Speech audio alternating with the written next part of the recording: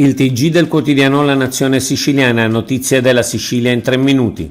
Pesante lite nel centrodestra tra Urso e Schifani. Il ministro delle imprese Adolfo Urso critica la SAC, società di gestione dell'aeroporto di Catania. Giudica la situazione intollerabile e contesta una mancata programmazione e l'assenza di verifiche su programmi infrastrutturali annunciati e mai realizzati. Il presidente Schifani replica accusando Urso di alimentare sterili polemiche, ma si smarrisce poi in una poco comprensibile difesa d'ufficio della SAC e nel rivangare una vecchia polemica sulle camere di commercio. Urso, stupito, replica in modo garbato ma tiene il punto. Si profila un durissimo scontro nel centrodestra siciliano. Ma quando riapre l'aeroporto di Catania? La Sicilia è in ginocchio a causa di un cortocircuito in un condizionatore che ha mandato in tilt l'aeroporto di Catania. A dirla così verrebbe da cercare i responsabili con i forconi e non vi è dubbio che qualcuno avrà la responsabilità, ma la domanda adesso è: quando riapre l'aeroporto? Quando potremo smettere di vergognarci del caos e dei disservizi che hanno investito tutti gli aeroporti siciliani? L'incidente del 16 luglio, riapre il 19 si era subito detto, poi il 21, poi il 24, poi forse ancora una settimana, poi le frecce tricolore in Sicilia, in uno scenario mozzafiato e con migliaia di bagnanti in acqua.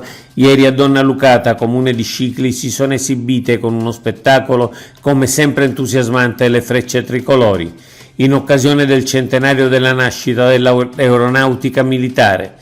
Oggi sorvoleranno Palermo tra le 9.30 e le 11.30 e raggiungeranno poi Pantelleria, che sorvoleranno tra le 14 e le 16. Infine sorvolo su Lampedusa il 26 luglio tra le 9.30 e le 11.30. L'ANCE apprezza lo sblocco dei pagamenti alle imprese. L'Associazione Siciliana dei Costruttori Edili ha apprezzato lo sblocco dei pagamenti alle imprese determinato dall'accelerazione del presidente Schifani e dell'assessore all'economia Marco Falcone sul riaccertamento dei residui del bilancio. Un impegno mantenuto.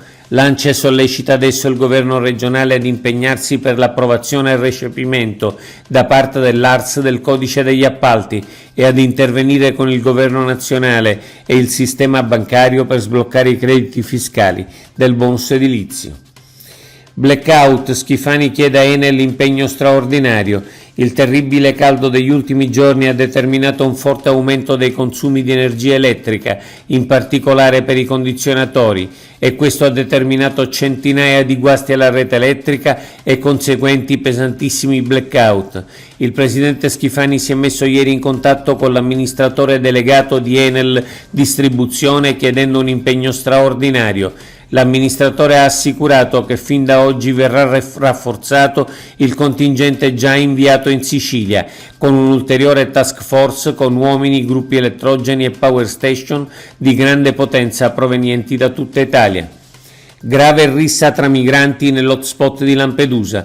Il continuo sovraffollamento dell'hotspot di Lampedusa crea ovviamente una situazione di tensione tra i migranti e ieri è scoppiata una violenta rissa con sassi e bastoni tra un centinaio di minori del sud e del nord del Sudan, dovuto anche alla rivalità in corso nel loro paese.